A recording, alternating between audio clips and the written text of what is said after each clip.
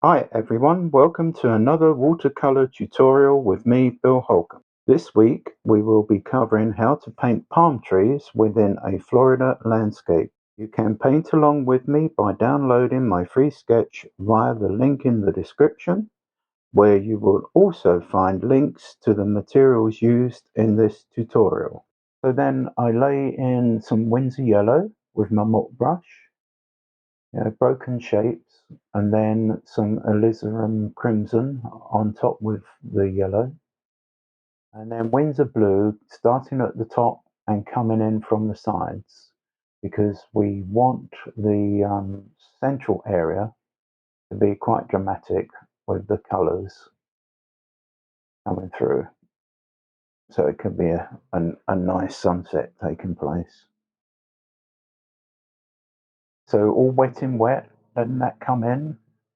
Now we've added some of the alizarin crimson to the Windsor blue. Just a little. The alizarin crimson and the Windsor blue are both very strong pigments, as is the permanent green, which I'll come on to later. Very strong pigment, so you only need a little of them to achieve the hue that you're aiming for. And do remember, as always, that these colours look quite dark at first, but they dry much lighter.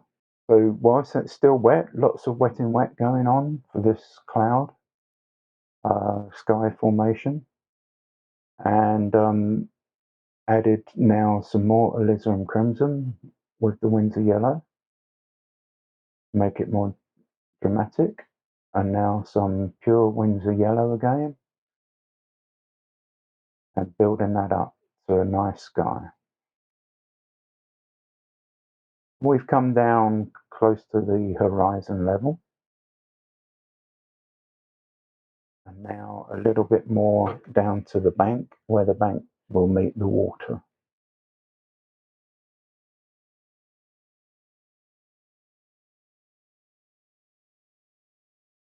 Dried off with a hairdryer.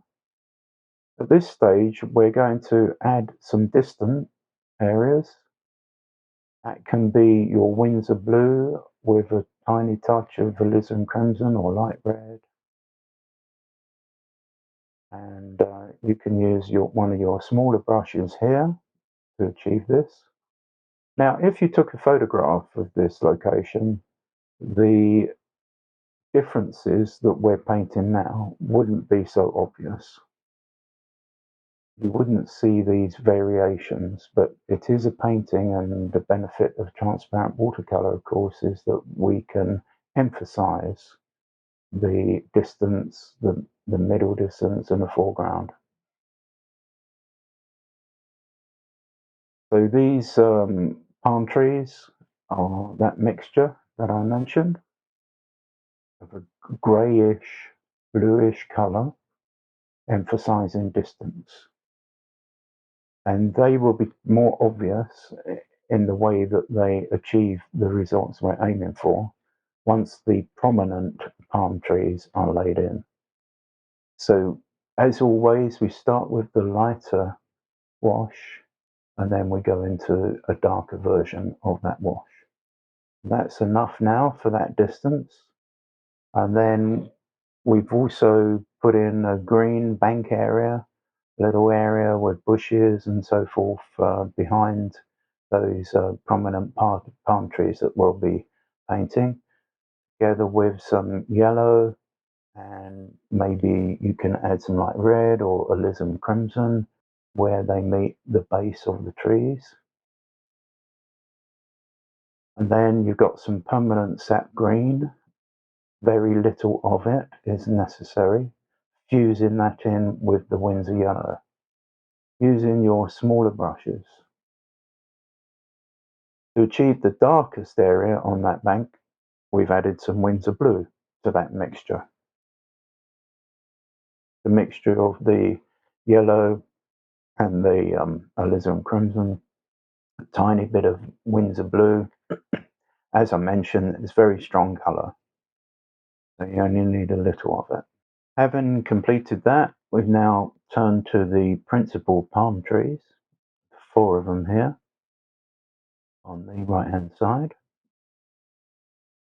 Now they are a sort of greyish trunk colour, tiny amount of colour to them in terms of little red or brown, but not much at all, because they're washed out, they're weather worn, etc., etc.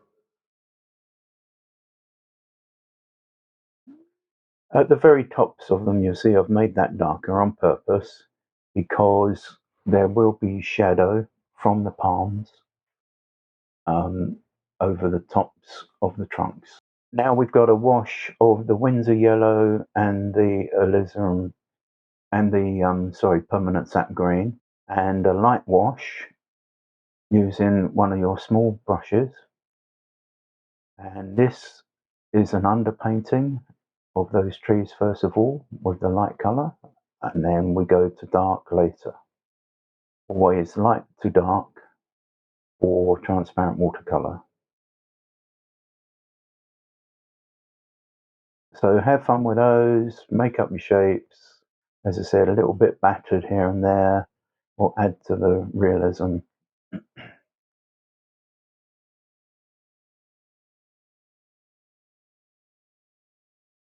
If you get too much pigment on your brush, always have a little bit of tissue on the side handy, where you can dab your brush on that tissue and take off some of the pigment.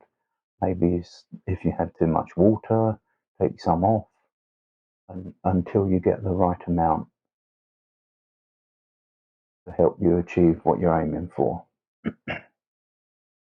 Because often, if things go wrong, you've got too much water or pigment on your brush and you lose control. And it's much harder to achieve shapes, such as we're doing with these trees right now. So bear that in mind. Also, you'll find that a lot of the palms at the top of the tree there are a little bit worn, weather beaten, and turn a browner colour, etc. And if you wish, you can do some of that.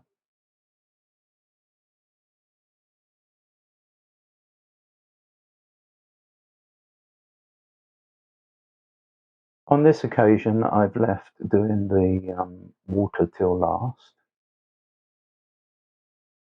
There are different approaches that we could have taken, but for this exercise, I think it's best to do it that way. So it's just a case of building up these trees. And please remember to like and subscribe so that we can notify you of future uploads of tutorials.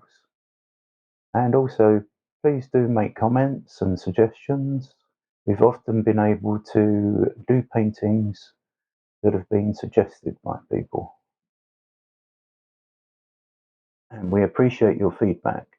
So it's just a case of continuing this exercise now to shape these trees as best you can, breaking things up as much as possible for realism. And there's some darker ones at the bottom going in now, so obviously a little bit brown, so forth. And remember, I've explained in previous tutorials that we do have our surface at a slightly raised angle from the top. So you've got your board, and at the top you've got a block of wood or books or something to give you a slope, so that when you lay your paint down, such as in wet and wet washes, the paint will slowly creep down the paper and it won't pool.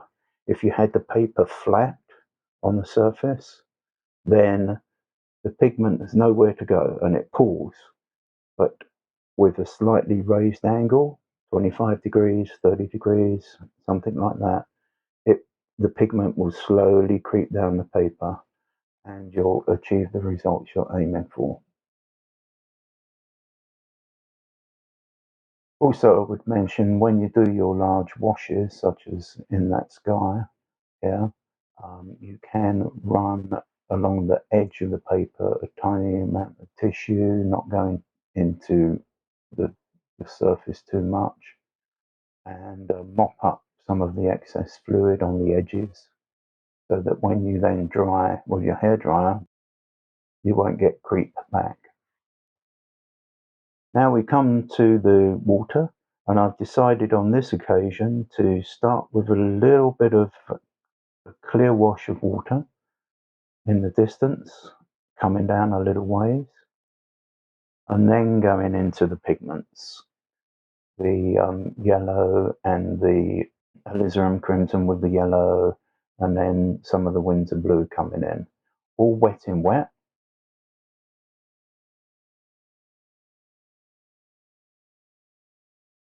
And of course, being water, that means we've got horizontal strokes with the brushwork.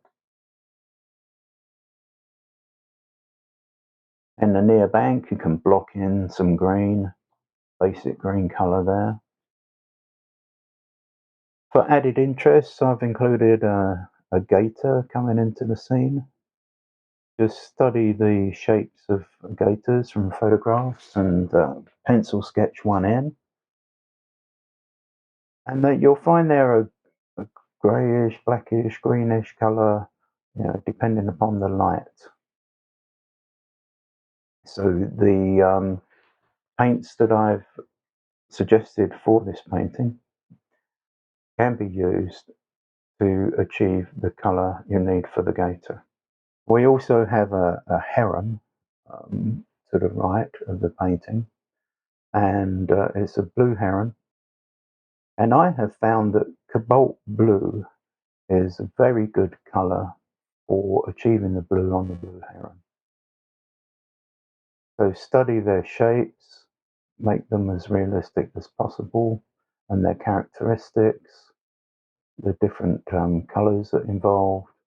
I'm not spending a massive amount of time on that bird or the gator, but just enough to tell a story. Then I can go back and put more detail in.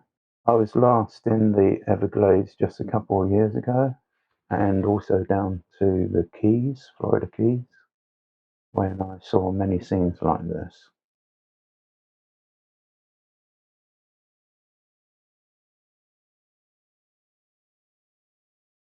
So as you see, I'm using a little bit of the side brush scraping technique here and there to break things up a little and give texture, and just gradually build that up. And good progress is being made. You'll see later as well that we're going to put various ripples in the water using our flat brush to show some ripples, make the water more realistic, and also some reflections, but very light reflections from the trees, etc.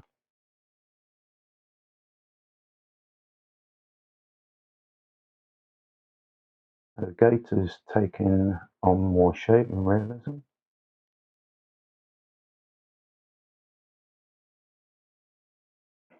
And also, I've suggested previously a number of times that do have little spare squares of this paper to the side, so that you can practice different things on it before attempting to achieve that on the painting that you wish to produce. And also color mixes and so forth, practicing the side scraping technique of the brush, etc. It will pay dividends if you keep little squares of spare paper to the side, as well as the tissue that I mentioned for mopping up excess pigment or water on the brushes. A few little lily pads added here. Now I'm going with the flat brush to show some ripples there coming from the gator.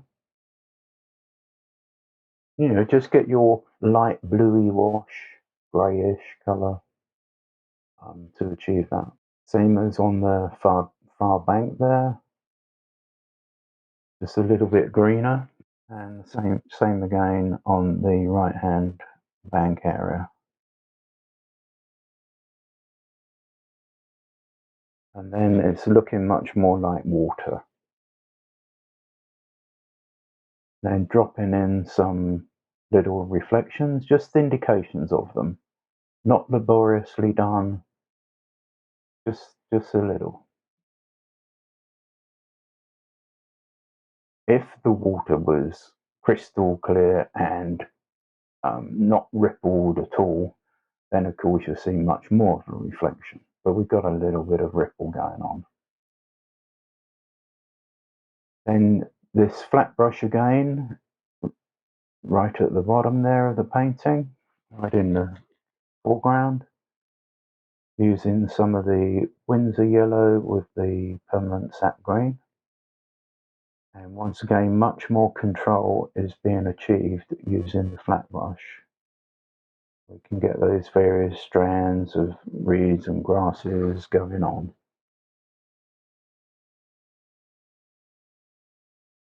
And it's good that some of these come up a little ways, go a little bit over where the lily pads are, and covering each side of the blue heron.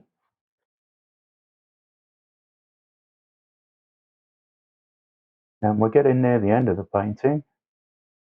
So once again, please remember to like and subscribe and make your comments, as we do appreciate that.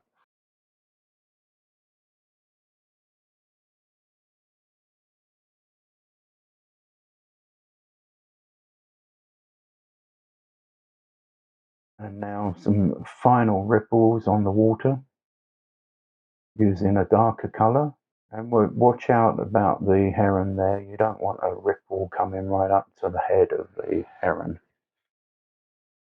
because that would be a conflict and it would not look right. As of course you get into the distance, those ripples get much thinner. And here we have a finished painting. I think it's quite effective. It looks dramatic, and it's typical palm trees in Florida. Thanks for watching, and we'll see you next time.